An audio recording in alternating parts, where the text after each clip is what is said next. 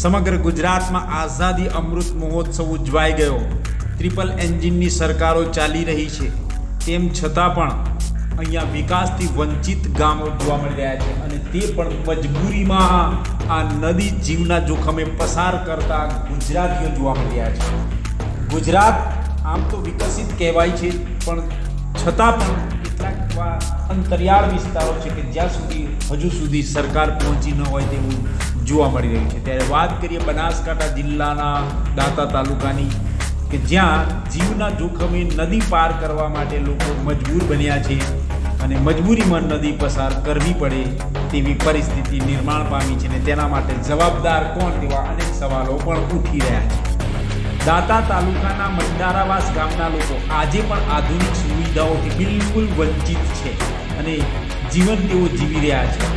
ગામમાંથી પસાર થતી ઈડી મકોડી નદી પર કોઈ પુલ ન હોવાથી વરસાદી મોસમમાં ગ્રામજનો મોટી હાલાકીનો સામનો તેઓને કરવો પડે છે। ગઈકાલે પણ ભાણેરે પાણીનો પ્રવાહ હતો, તેમ છતાં પણ ગામ લોકો આ નદીમાં થઈને પસાર થઈ રહેલા જોવા મળ્યા છે અને ભારે પ્રવાહના કારણે ગામ પણ ક્યારેક ક્યારેક સંપર્ક વિહોણું બને છે। ત્યારે ગઈકાલે આ સંપર્ક વિહોણું ગામ બન્યું। આજે નદીમાં પાણી થોડું ઓછું થતાં લોકો જીવના જોખમે નદી પાર કરતા જોવા મળ્યા છે। નાના બાળકોને ખભે બેસાડીને ત્યાં હાથે પકડીને ગામજનો જોખમ વચ્ચે પસાર થવું પડતું હોય છે। ત્યારે શાળામાં ભણવા જતા બાળકો, વિદ્યાર્થીઓ, કોલેજ જતા મુસાફરો, નોકરી પર જતા લોકોની કેવી હાલાકી વેઠવી પડતી તો માત્ર વિચાર કરવો જ નથી। ગામમાં આશરે 400 જેટલા ઘર છે। નદીમાં પાણી આવતા ગામજનો દૂધ, કરિયાણા જેવી રોજબરોજની વસ્તુ લેવા જઈ શકતા નથી અને બાળકો પણ શાળામાં જઈ શકતા નથી અને શિક્ષણથી વંચિત રહે છે। પછી એ ટાટની પરીક્ષા કેવી રીતે પાસ કરે, યુપીએસસીની જીપીએસસીની પરીક્ષાઓ કેવી રીતે પાસ કરી શકે તે પણ એક સવાલ છે।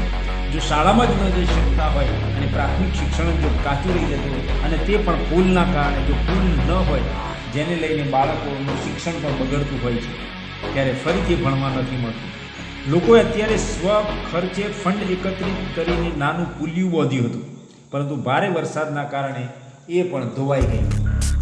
પરિણામ આજે ફરીથી ગ્રામજનો જીવના જોખમે નદી પાર કરવા માટે મજબૂર છે। કોણ સમજશે તેમની મજબૂરી?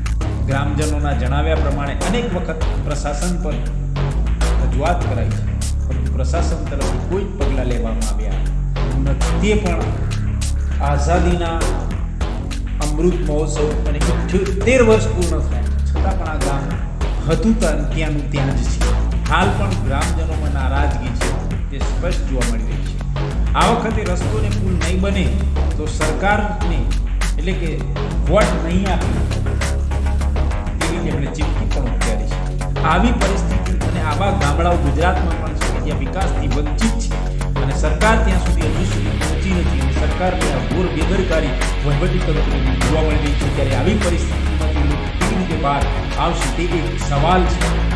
જીવના જોખમે નદી પાર કરવા માટે મજબૂર છે, પરંતુ જો વધુ પાણી આવી જાય અને પાણી ડેમમાંથી છોડાઈ જાય, ઓચિંતું પાણી આવે તો લોકોની હાલત શું થાય?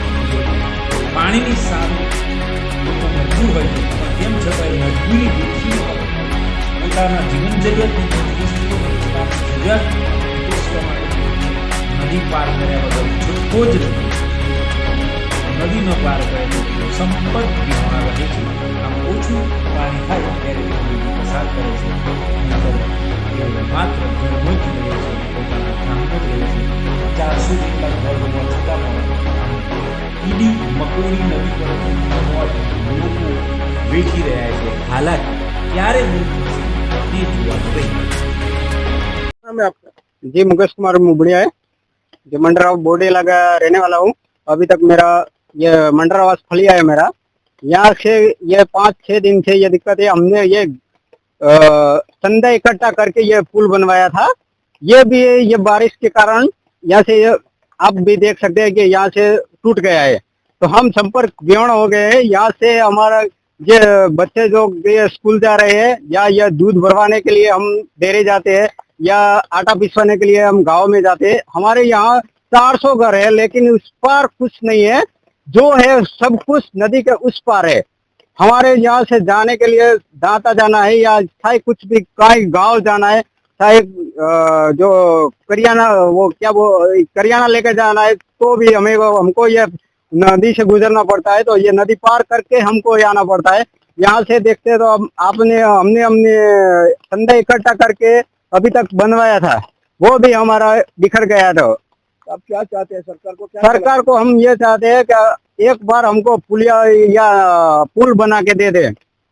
सरकार से हमको यही मांग है, नहीं तो हम अगली बार से ये बोलेंगे कि अब की बार जो चुनाव आ रहा है उसमें हम जो धूप में भी हम बोलेंगे कि नदी चल रही है तो हम ये क्या मत देने को नहीं आएंगे। ऐसा हमारा निर्णय लिया है हमने।